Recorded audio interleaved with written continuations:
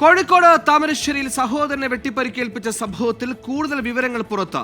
അയൽവാസി അർജുൻ അസഭ്യം പറഞ്ഞത് സഹോദരൻ അഭിനന്ദ് തടഞ്ഞതാണ് പ്രകോപനത്തിന് കാരണം.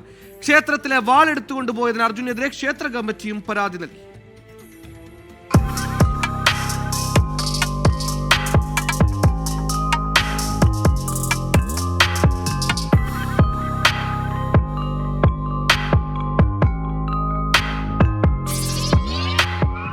താമരശ്ശേരി ചമലിൽ അംബേദ്കർ കോളനിയിൽ താമസിക്കുന്ന 23-കാരൻ അഭിനന്ദനാണ് തലക്ക് വെട്ടേറ്റത്.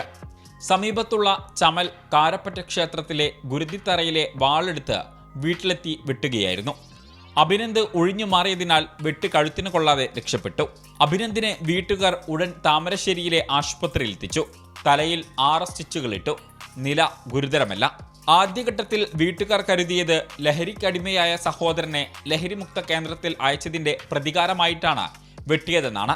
എന്നാൽ പിന്നീട് നടത്തിയ അന്വേഷണത്തിലാണ് അയൽപ്പക്കത്തെ വീട്ടുകാരിയെ അസഭ്യം പറഞ്ഞത് സഹോദരൻ തടഞ്ഞതിന്റെ പകയാണ് ആക്രമണത്തിന് കാരണമെന്ന് പ്രതി പോലീസിന് മൊഴി നൽകി.